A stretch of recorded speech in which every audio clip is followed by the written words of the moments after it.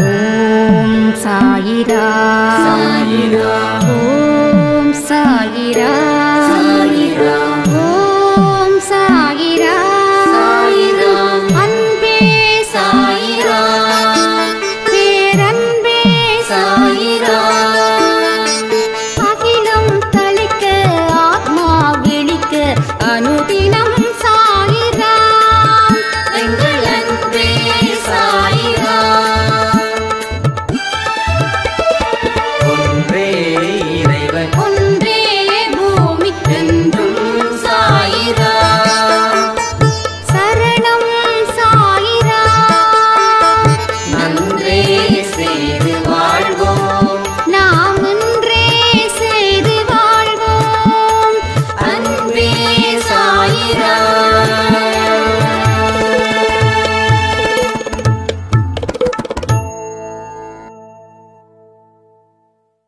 சாய்ராம். என் உயிரின் உயிரானவர்களே, ரொம்ப பிரமாதமாக இருந்தது இந்த பயிற்சி.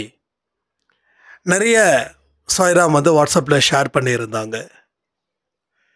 ஆனால் ரொம்ப கஷ்டமாக தான் இருந்துச்சு எழுந்திருக்கும் போது.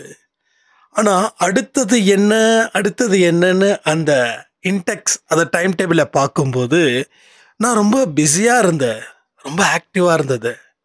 மைண்டில் என்னமோ ஒன்று வேகம் எடுத்தது, மனசில் ஒரு புத்துணர்ச்சி கிடைச்சது அப்படின்னு. அதாவது பயிற்சி தொடங்கின அரை நாள் கூட முடியல, அதுக்குள்ளே எவ்வளவு எஃபெக்ட்ன்றதை யோசிச்சு பாருங்க. ஸோ இந்த பயிற்சியை தொடர்ந்து செய்யணும். இதனால் கிடைக்கக்கூடிய பலன்களை நான் சொல்லிடுறேன். நம்ம நிறைய சொல்லியிருக்கோம், எதை செஞ்சாலும் பலனை எதிர்பார்த்து செய்யக்கூடாதுன்னு. ஆனால் மனுஷனுடைய மனசு என்னமோ அந்த பலனை எதிர்பார்த்து தானே காத்துக்கிட்டு இருக்குது. என் வாழ்க்கையில் நல்லது நடக்கணும் அப்படின்ற எதிர்பார்த்து தானே நம்ம 4 மணிக்கு எந்திரிக்கிறோம். அதனால் முதல்ல 5-6 பாயிண்ட் இருக்குதுங்க. முதல்ல பாயிண்ட்டை சொல்லிடுறேன், அதுக்கப்புறம் ஒவ்வொரு பாயிண்ட்டாக எக்ஸ்பிளைன் பண்ணுறேன். ஸோ ரொம்ப டீட்டெயிலாக தெரிஞ்சுக்கிட்டா தான் பயிற்சியை தொடர்ந்து நீங்கள் செய்ய முடியும். மொத்தம் 5 பாயிண்ட்டு. ஒரு பேச பாயிண்ட்டு கூடுனாலும் கூடலாம். ஸோ மொத்தம் 5 பாயிண்ட்டு தான் நான் இப்போ பேச போகிறேன். ஃபஸ்ட் திங், ஒரு அனுபவபூர்வமாக ஒரு மாற்றம் வரும். இப்போது 1-2 சாய்ராம் வந்து இப்போ சொன்னாங்க இல்லையா, அந்த மாதிரி மாற்றம் வரும். ஒரு அனுபவபூர்வமாக மாற்றம் வரும். 2வது, உள்ளத்தில் அசைக்க முடியாத நம்பிக்கை வரும். 3வது, அன்பு, இரக்கம், கருணை எல்லாம் கூடி வரும். 4வது, 48 நாள் இது ஒரு சோதனை காலம்தான். ஏன்னா நாம் தயார் செய்வது இந்த 48 நாள் முடிஞ்சதுக்கப்புறம் 49, அதாவது டிசம்பர் 19 சாதனை செய்வதற்கு முழு தகுதியையும் உங்களுக்கு கடவுள் கொடுப்பாரு. அடுத்தது, உடல் தன்மை, மனத்தன்மை எல்லாமே மாறும். உடல் தன்மை, மனத்தன்மை நான் மறுபடியும் எக்ஸ்பிளைன் பண்ணுறேன், அதில் பாயிண்ட் மட்டும் ஹைலைட் பண்ணுறேன். அடுத்தது, அம்மா அப்பாவின் மூலமாக சில குணங்கள் இருக்கும்ல, அது முற்றிலும் மாறும். ஓகேங்களா, அது முற்றிலும் மாறும். அடுத்தது, ஐ திங்க் இது 7வது பாயிண்ட்னு நினைக்கிறேன். உங்களுக்கு பொறுமையும் நம்பிக்கையும் சகிப்புத்தன்மையும் இன்னும் அதிகரிக்கும். ஓகேங்களா, மொத்தம் வந்து 7 பாயிண்ட்டு. இந்த 7 பாயிண்ட்டை நான் ரொம்ப டீட்டெயில்டாக சொல்கிறேன். ரொம்ப கொஞ்சம் கவனம் இங்கே வைங்க, உங்கள் கவனம் இங்கே இருக்கட்டும். ஏன்னா ஒரு பாயிண்ட் மிஸ் ஆனால் கூட மீதி இருக்கக்கூடிய 47 நாளும் லைட்டாக குறைஞ்சிரும். உங்கள் பலம் ஒரு நாளும் ஜாஸ்தி ஆகணும். சரியா? இப்போ ஃபஸ்ட்டு பாயிண்ட், அனுபவபூர்வமாக என்ன மாற்றம் வரும். அப்போ இது நாள் வரைக்கும் நம்ம வாழ்க்கையில் ஒரு அனுபவம் தான் பாடமாக இருந்து நம்ம வாழ்க்கையை கொடுத்தது. அந்த பாடம் எப்படி இருந்துச்சுன்னா, துன்பத்தின் அடிப்படையில் அந்த பாடம் இருந்தது. நாம் அந்த துன்பத்தா நம்ம மனசில் நினச்சே நம்ம படித்தோம். அதனால் நம்ம வாழ்க்கையில் துன்பம் 80%, இன்பம் 20% இருக்குது. இது சரிதானே? யாருக்காவது இல்லை ரேஷியோ வந்து தப்பு, 20% தான் துன்பம், 80% நான் ஹாப்பியாக இருக்கேன்னு சொல்ல முடியாது. ஏன்னா எல்லா மனுஷங்களுக்கும் 20% தான் ஹாப்பி இருக்கு. மீதி 80% துன்பம் தான் இருக்குது. அது இனி மாறும். இனி இன்பமும் இல்லாமல் துன்பமும் இல்லாமல் ஒரு நிலை உருவாகும் உங்களுக்கு. ஓகேங்களா? இன்பம் இருந்தால் துன்பம் வரும், துன்பம் இருந்தால் இன்பம் வரும். இப்போ உங்களுக்கு என்ன வேணும்? இன்பம் வேணுமா? அப்போ துன்பமும் வரும். துன்பம் வேணுமா? அப்போ இன்பமும் வரும். ஸோ துன்பமும் இன்பமும் இல்லாத ஒரு பாடத்தை கடவுள் இந்த 48 நாட்களில் உங்களுக்கு சொல்லி தரப்போகிறார். இதனால் என்ன லாபம் அப்படின்னா, நீங்கள் எதையும் சாதிக்கக்கூடிய மனப்பக்குவமும் மனபலமும் அதிகரிக்கும். என் வாழ்க்கையில் என்னை வச்சு ஒன்று சொல்லிடுறேன், இந்த பாயிண்ட்டை முடிச்சிடுறேன். ஸோ இன்பமும் துன்பமும் என்னைக்கு நான் தூக்கி எரிஞ்சினோ அன்னைக்கு மனசக்தி, மனபலம், மன தைரியம், மன நம்பிக்கை எல்லாமே பெருகுச்சு. ஸோ இன்பமும் வேண்டாம், துன்பமும் வேண்டாம், சந்தோஷமும் வேண்டாம், துக்கமும் வேண்டாம். எனக்கு தேவை ஒரு நிம்மதி. அந்த நிம்மதிக்கு ஒரு சின்ன குறை கூட இல்லாமல் நான் இருக்கணும்னா இந்த 2 விஷயமும் வேண்டாம் அப்படி நம்ம நினைக்கிறோம். அப்போது இந்த பயிற்சியை தொடர்ந்து நடத்துவதன் மூலமாக ஒரு அனுபவ பாடத்தை கடவுள் சொல்லி கொடுக்குறார். இதை பாருப்பா, இன்பமும் துன்பமும் ஒரு மாயை, அதில் நீ மாட்டிக்காத.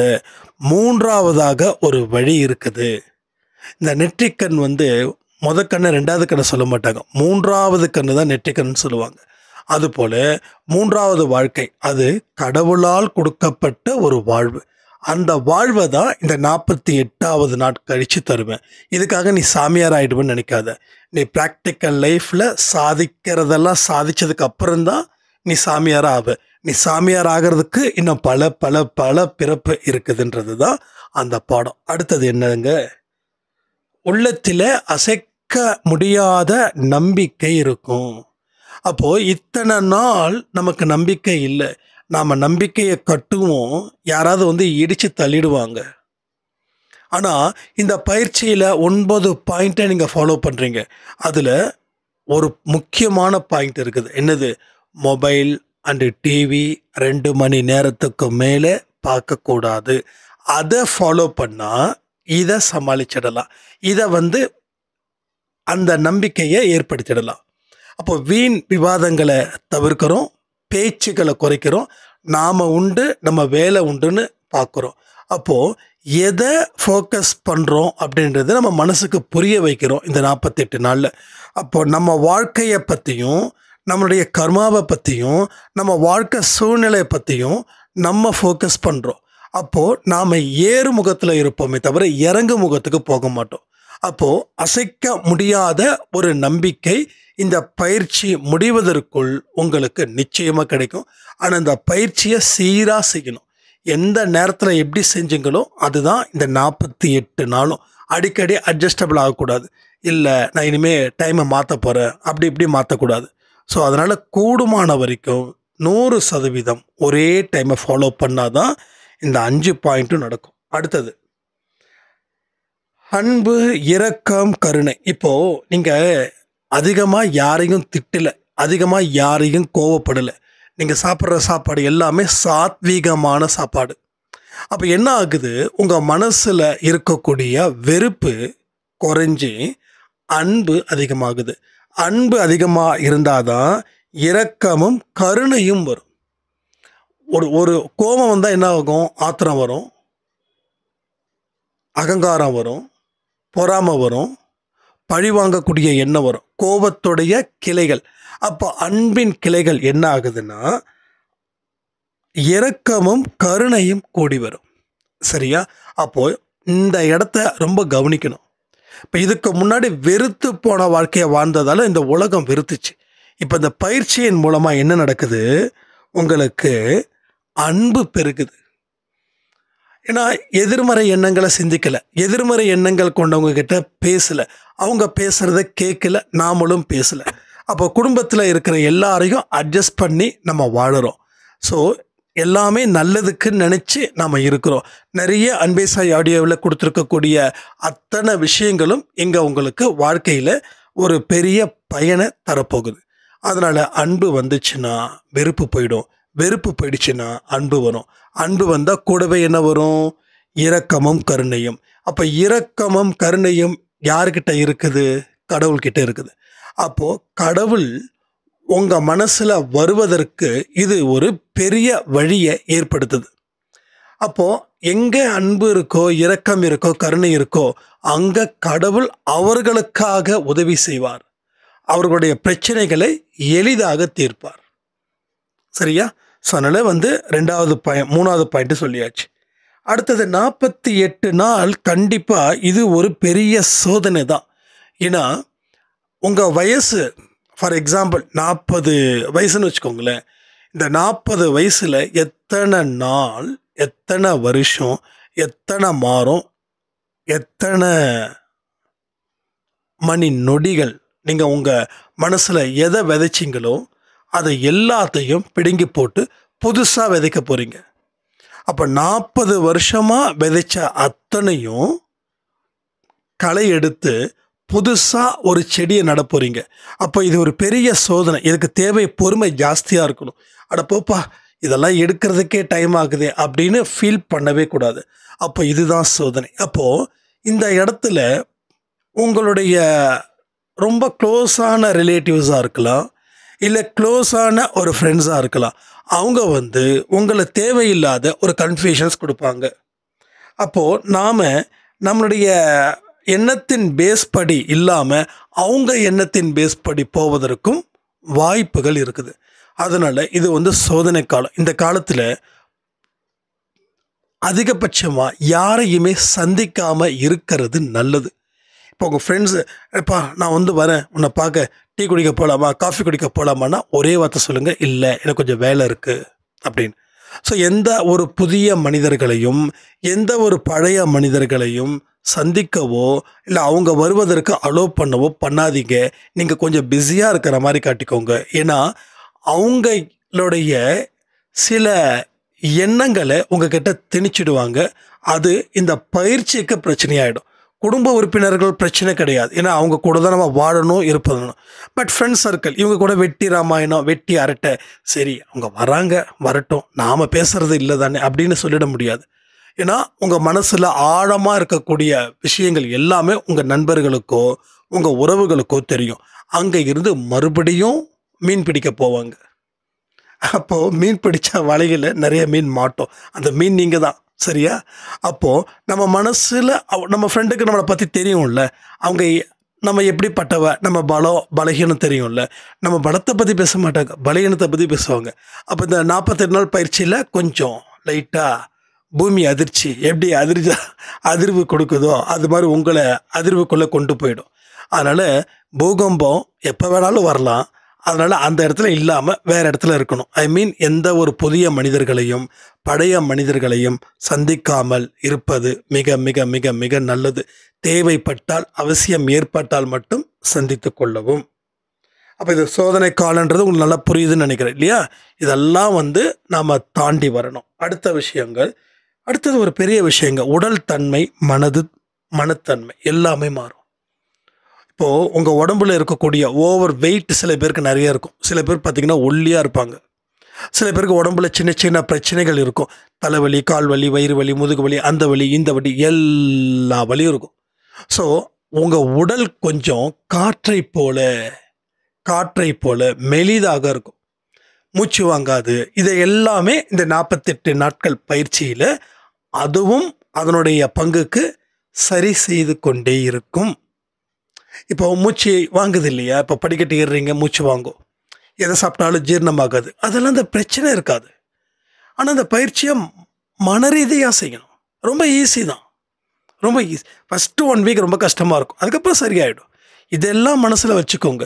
இதெல்லாம் எப்பயுமே நீங்கள் ரொம்ப டல்லாகும்போது இந்த பதிவை திரும்ப திரும்ப கேளுங்க. ஒரு விஷயத்தை நம்ம மறக்கிறோம், அதுதான் பிரச்சனை. மறக்காமல் இருந்துட்டால் பிரச்சனையே இல்லை. ஸோ மறக்கக்கூடாதுன்னா எப்போல்லாம் நீங்கள் கொஞ்சம் பூஸ்ட் குறையுதோ அப்போ மறுபடியும் கேளுங்க, இந்த பயிற்சி செய்வதால் எவ்வளவு பெரிய பலன்கள் இருக்குதா அப்படின்ற மாதிரி உங்கள் மைண்டுக்குள்ளே ஒரு தாட் வரும். அடுத்தது மனத்தன்மைன்னா என்னது? நம்ம ஆல்ரெடி சொன்னது தான். ஸோ எதிர்மறை எண்ணங்கள் போகும், எல்லாரையும் நல்ல முறையில் பார்ப்போம். ஸோ விரோதி கூட நமக்கு கீழ்ப்படிவான், எதிரிகள் கூட பவ்யமாக நிற்பான். இது எல்லாமே நடக்கும். எல்லாமே நடக்கும். ரோட்டில் போகிற நாய் 10 பேரை துரத்துனா கூட உங்களை துரத்தாது. இது எல்லாமே இது நடந்திருக்குது, எனக்கு நடந்திருக்குது. ஸோ எனக்கு நானும் உங்களில் ஒருத்தன் தான் இல்லையா? எனக்கும் வந்து அடித்தா வலிக்கும், சாப்பிடலைன்னா பசிக்கும், ஃபீலிங் வந்தால் தூக்கம் வராது, எல்லாமே இருக்குது. ஸோ எல்லாமே நடக்கும். 10 பேரை வந்து ஒருத்தர் அடிப்பான், ஆனால் உங்களை அடிக்க மாட்டான். நிற்க வச்சு 10 பேர் ஒரு பனிஷ்மெண்ட்டு ஸ்கூல் டீச்சரே கொடுக்குறான்னு வச்சுக்கோங்க. 1 2 3 பேர் அடின்னு அடித்து கடைசியில் டைம் ஆகிடும். அப்போ என்ன பண்ணுவார், உன்னை நாளைக்கு கவனிக்கிறேன் இருடா அப்படின்னுவார். இதெல்லாம் என் லைஃப்பில் நிறைய நடந்திருக்கு. அப்போ அடுத்த நாள் அவர் மறந்துடுவார். பசங்களுக்கெல்லாம் பொறாமையாக இருக்கும், ஏண்டா டே நாங்கள் அடி வாங்கிக்கிட்டே இருக்கிறோம், நீ வந்து இது இப்படி நடந்தது. I think 7th or 8th நான் படிக்கும்போதோ இப்படி ஒரு விஷயம் நடந்தது. ஹோம்ஒர்க்கு நம்ம என்றைக்குமே ஹோம்ஒர்க் எழுத மாட்டோம். அடி வாங்கி இந்த உடம்பு தானே, அதனால். அப்போ ஹோம்ஒர்க் முடிக்கலன்னா தான் கெத்து, ஹோம்ஒர்க் முடிச்சுட்டு அது கெத்து இல்லைன்னு. அப்போ என்ன பண்ணுவார், சார் வந்து எல்லாரையும் அடிப்பார், லொட்டு. நம்ம வந்து எஸ் தானே, அப்போ ஏலேருந்து ஆரம்பிக்கிறோம்ல. அப்போ வந்து ஒவ்வொன்றா வரும், எல்லாத்தையும் அடித்து ஒவ்வொருத்தரும் ஒவ்வொரு அடி வாங்குவான். அப்போ வந்து போட்டு டக்குன்னு வந்து நமது வரும். அடுத்தது நான் எல்லாமே ஃபெயில் மார்க் வாங்கினவங்களும் தனி நோட்டு அதை வச்சு தானே அவர் கொடுப்பாரு, பேப்பர் கொடுப்பாரு. அப்போ வந்து எல்லாம் அடுத்த டே நீதாண்டா அப்படின்வாங்க பசங்க. நமக்கு ஒரு வயிற்றெல்லாம் கலக்கும். ஏன்னா அடி வாங்கிட்டா உட்காந்துருவான். உட்காந்தமா கையை வந்து அப்படியே ரொம்ப இறுக்கமாக கட்டிக்கிட்டு உட்காந்துருவான். அட பாவி நீ உட்காந்து வேடிக்கை பார்க்க ஆரம்பிச்சிடுவான். இப்போ இவனுங்களெல்லாம் அடி வாங்குற பசங்களாம் வேடிக்கை பார்ப்போம், நமக்கு வயிற்றெல்லாம் கலக்கும், கை காலாம் நடுங்கும். ஒவ்வொருத்தன் அலற சத்தம் இருக்கு, அது ஆழ் மனசில் என்னமோ செஞ்சுக்கிட்டே இருக்கும். அப்போ வந்து என்ன ஆகுது, டக்கு வந்து என்ன நிறைய தடவை 4-5 தடவை தப்பிச்சிருக்கேன் சார்கிட்ட ஸ்கூலில் படிக்கும்போது. அப்போ வந்து கரெக்டாக நம்ம சந்தோஷ் அப்படின்னு ஒன்று பெல் அடிக்கும், இருடா உனக்கு நாளைக்கு வச்சுக்கிறேன் இருடா அப்படின்வாங்க. அப்போ என்ன ஆகுது, அடுத்த நாள் நான் ஸ்கூலுக்கு போக மாட்டேன், லீவ் போட்டுருவேன் நான். அப்போ என்ன ஆகுது, அடுத்த பனிஷ்மெண்ட் சில பேருக்கு கிடைக்காமலும் இருக்கும், சில பேருக்கு வந்து கிடைக்கும், ஆனால் எனக்கு கிடைக்காது. அப்போ ஃபஸ்ட்டு எடுத்தவொடனே சார் சாரி சார் அப்படி அவன் எடுத்தோடனே ஒரு மைண்டு கொஞ்சம் நல்லாயிருக்கும். அப்போ அவர் அடிக்கிற அடி நம்ம வாங்கிக்கிட்டால் பிரச்சனை கிடையாது. நம்ம அந்த அடி படக்கூடாதுன்னு சொல்லி நம்ம கையை எடுத்தோன்னா எழுந்திரிச்சு வந்து அடிப்பார். எங்கே அடிப்பாருன்னு தெரியும், பின்பக்கமாக அடித்து சாத்துன்னு சாத்துவார். அப்போது நிறைய இடத்துல நம்ம தப்பிக்கலாம், அந்த மாதிரியான ஒரு இதுவும் வரும். பட் அந்த மாதிரி தான் சொல்கிறேன், உடல் தன்மையும் மனத்தன்மையும் மாறும், மனசு வந்து சுத்தமாகும், பாசிட்டிவ் வைப்ரேஷன். ஸோ அதான் சொல்கிறேன், எதிர்த்தவர்கள் உங்கள் முன்னாடி வந்து நிற்பாங்க, நீங்கள் யாரை வெறுக்கிறீங்களோ அவங்க மேலே அன்பும் வரும். ஏன்னா அவங்க வந்து நல்ல விஷயங்களை உங்களுக்கு தொடர்ந்து செய்ய ஆரம்பிச்சிடுவாங்க. இது எல்லாமே நடக்கும். அடுத்தது, நம்ம அப்பா அம்மா மூலமாக சில கேரக்டர்ஸ் இருக்கும். நம்ம அப்பா அம்மா வந்து மாதா பிதா குரு தெய்வம், அதில் எந்த பஞ்சமும் இல்லை, எந்த மாற்று கருத்தும் இல்லை. ஒரு அருமையான ஒரு வேலிட் பாயிண்ட் தான். ஏன்னா அவங்களும் மனுஷங்க தானே. இப்போ நீங்கள் இருக்கீங்க, உங்களுக்கு குழந்தை இருக்கு, அப்போது உங்களுடைய கேரக்டர்ஸ் என்னென்ன இருக்கு, பிடிவாதம் இருக்கா, கோபம் இருக்கா, எரிச்சல் இருக்கா? அப்போ இது உங்கள் குழந்தைக்கு வருமா வராதா? வரும்ல. அப்படியே பாரு, என்ன மாதிரியே பண்ணுறான் பாரு, என்ன மாதிரியே பண்ணுறா பாரு, நம்ம சொல்லுவோம். ஏன்னா அந்த கோபத்தில் சொல்லுவோம். அப்போது அந்த ஜெனட்டிக் வைஸ் வரக்கூடிய கேரக்டர்ஸ் கூட இங்கே சேஞ்ச் ஆகுது. நான் ஃபீல் பண்ணியிருக்கேன். நம்ம வீட்டில் அம்மாலாம் வந்து தெய்வம் வந்து வேறு மாதிரி திங்க் பண்ணுவாங்க, ஆனால் நான் வேறு மாதிரி திங்க் பண்ணுவேன். ஸோ இது மாதிரி நிறைய விஷயங்கள் என்னடா நம்ம தோணும், ஏம்மா இவ்வளோ வயசாகிடுச்சு ஏம்மா இப்படி இருக்கிறீங்க அப்படின்னு கேட்க தோணும். ஆனால் கேட்க மாட்டோம். என்னதான் இருந்தாலும் அவங்கள வந்து மரியாதைக்குரிய இடத்துல வைக்கணும். அப்போ தோணும், இப்போ இவங்க வயிற்றில் தான் நம்ம பிறந்தோம், அப்போ இவங்க கேரக்டருக்கும் சில கேரக்டருக்கும் நம்ம கேரக்டருக்கும் சம்மந்தமே இல்லாமல் இருக்கே அப்படின்னு. ஸோ அதெல்லாமே ஜெனட்டிக் வைஸாக இருக்கக்கூடிய விஷயத்தையும் இந்த ஸ்பிரிச்சுவல் மூலமாக சேஞ்ச் பண்ண முடியும். அடுத்தது ரொம்ப முக்கியம், கடவுள் சொல்லிக்கிட்ட வார்த்தை பொறுமை, நம்பிக்கை. நான் வந்து அடிக்கடி இந்த சகிப்புத்தன்மையை சொல்லுவேன். இந்த 3 விஷயமும் இது வரைக்கும் நமக்கு ஒரு பெரிய டஃப்பாக இருந்தது, ஒரு பெரிய சேலஞ்சாக இருந்தது. பட் இனி இந்த பயிற்சியின் மூலமாக அது உங்களுக்கு ஏகப்பட்ட அளவில் பலன் தரும். எப்பா நீயா இவ்வளோ பொறுமையாக இருக்க, எப்பா நீயா இவ்வளோ நம்பிக்கையோடு இருக்க, பா என்னப்பா எல்லாத்தையும் அட்ஜஸ்ட் பண்ணுற, எப்படிப்பா அப்படின்னு கேட்குற அளவில் உங்கள் வாழ்க்கையையே மாற்றக்கூடிய விஷயங்களும் நடக்கும். ஸோ மொத்தம் 7 பாயிண்ட்டு நினைக்கிறேன். நான் சரியாக பாயிண்ட்ஸ் பண்ணலை. இங்கே இருக்கக்கூடிய அன்பே சாய் குடும்பத்தில் இருக்காங்க 7 பாயிண்ட் என்னன்றதை கொஞ்சம் கமெண்ட் பண்ணுங்கள். ஸோ திரும்பவும் சொல்கிறேன், கண்டிப்பாக 48 நாள் இந்த 9 பாயிண்ட்டையும் கடைப்பிடிக்கிறவங்களுடைய மிகப்பெரிய ஒரு வேண்டுதல் பலிக்கப் போகுது. அது மட்டும் இல்லாமல் கூடுதலாக கடவுள் உங்களுக்கு இன்னமும் சில நல்ல விஷயங்களை வாரி வழங்குவது நிச்சயம். சரிங்களா? இதுதான் இந்த பதிவுடைய மிக முக்கியமானது. இதில் என்ன சந்தேகம் இருந்தாலும் நீங்கள் கேளுங்க. நான் மறுபடியும் ஆடியோ மூலமாக நான் ரிப்ளை பண்ணுறேன். ஸோ இன்றைக்கி காலையில் 10 மணிக்கு சாய் 365ல் நாம் பப்ளிஷ் பண்ணியிருந்தோம் பிரார்த்தனை. அது எத்தனை பேர் அட்டன் பண்ணிங்கன்னு எனக்கு தெரியல. ஸோ இந்த பிரார்த்தனை ரொம்ப ரொம்ப ரொம்ப இம்பார்ட்டன்ட். ஸோ என்னோடய நம்பர்ஸ் தெரியும்னு நினைக்கிறேன் எல்லாருக்கும். யாராவது கேட்டாங்கன்னா நம்பர் கொடுங்க. ஸோ ஸ்டேட்டஸில் எல்லாமே நான் வைப்பேன். நான் என்னென்ன முக்கியமான விஷயங்கள் தான் நான் வைப்பேன். நான் அது எல்லாத்தையும் நீங்கள் பார்த்து ஃபாலோ பண்ணணும். இந்த பயிற்சி முடிகிற வரைக்கும் அந்த 9 ரூல்ஸை ஃபாலோ பண்ணுங்கள். டைமை ஃபாலோ பண்ணுங்கள். ஒரே மாதிரி டைமை மட்டும்தான் இங்கே ஃபாலோ பண்ணணும். ஸோ எல்லா நல்ல விஷயங்களும் கண்டிப்பாக நடக்கும். வெற்றி நிச்சயம், சாயின் சத்தியம் சொல்லி இந்த பதிவை நான் முடிக்கிறேன். ஜெய் சாய்ராம்.